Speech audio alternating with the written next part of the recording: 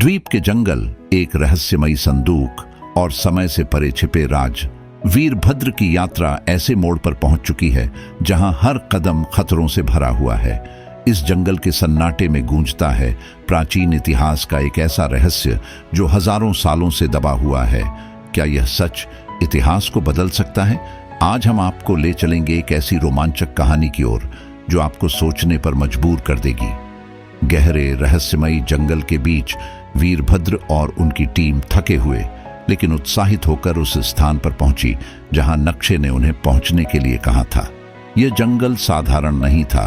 चारों ओर फैली हरियाली में एक गहरा सन्नाटा था, जैसे हर पेड़, हर पत्ती उनकी गतिविधियों को देख रही हो। नक्शे के अनुसार उन्हें एक पुराने वृक्ष के नीचे खुदाई करनी थी। जब वीरभद्र और उनकी टीम ने खुदाई शुरू की तो धीरे धीरे एक धातु का संदूक बाहर निकलने लगा। संदूक साधारण नहीं था, उस पर नागा साधुओं के प्राचीन चिन्ह और शिलालेख बने हुए थे। वीरभद्र ने संदूक की ओर इशारा करते हुए कहा, यह वही संदूक है जिसके बारे में नागा साधुओं की किंवदंतियों में पढ़ा था।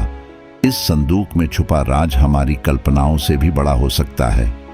संदूक को खोलने का समय आ गया था, लेकिन जैसे ही उन्होंने संदूक का ढक्कन उठाया, एक तेज रोशनी चारों ओर फैल गई।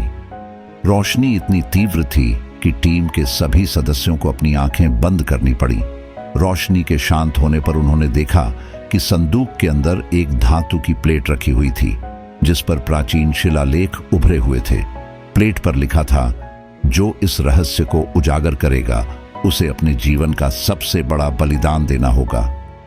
यह पढ़कर टीम के सभी सदस्य स्तब्ध रह गए। वीरभद्र ने प्लेट को उठाते हुए कहा, यह चेतावनी कोई साधारण चेतावनी नहीं है। यह संकेत है कि इस संदूक के रहस्य को जानने का मूल्य बहुत बड़ा होगा।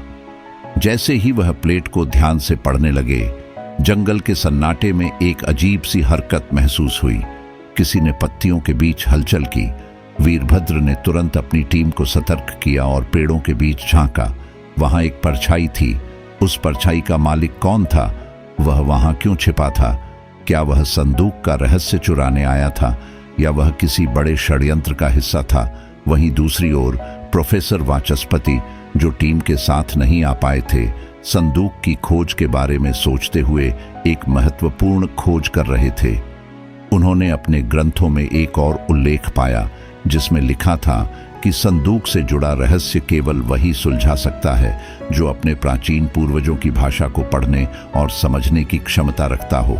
जंगल में स्थिति और भी तनावपूर्ण होती जा रही थी। टीम को महसूस हो रहा था कि वे अकेले नहीं हैं।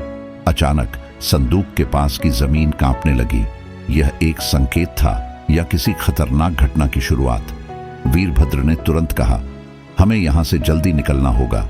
यह जगह सुरक्षित नहीं है। लेकिन तभी वह छुपा हुआ शख्स सामने आ गया। उसके हाथ में एक पुराना लेकिन चमचमाता खंजर था। उसने कहा, यह संदूक तुम्हारे लिए नहीं है, यह मेरे पुरखों का है। तुमने इसे छूने की हिम्मत कैसे की? वीरभद्र और टीम को यह समझने में देर नहीं लगी कि वह आदमी इस जंगल का रखवाला है। अब सवाल यह था कि क्या यह रखवाला सचमुच संदूक का असली वारिस था या वह सिर्फ एक छलावा था? और अगर वह वारिस था तो उसने अब तक यह रहस्य क्यों नहीं खोला? वीरभद्र और उनकी टीम के सामने एक नई चुनौती खड़ी हो गई थी। उन्हें न केवल संदूक के रहस्य को सुरक्षित रखना था, बल्कि यह भी तय करना था कि वे इसे दुनिया के सामने लाएं या नहीं, क्योंकि जो कुछ भी संदूक में था वह इतिहास को बदलने की ताकत रखता था। लेकिन उस बदलाव की कीमत क्या होगी, यह कोई नहीं जानता। तो वीरभद्र और उनकी टीम के सामने अब कौन सी नई चुनौतियां खड़ी होंगी? क्या वे संदूक के रहस्य को दुनिया के सामने ला पाएंगे या वे इतिहास के इस अद्भुत खजाने को खो देंगे? और वह रखवाला कौन था जिसने उनके सामने यह चेतावनी दी? इन सभी सवालों के जवाब आपको हमारी अगली कड़ी में मिलेंगे। बने रहें, क्योंकि कहानी यहीं खत्म नहीं होती।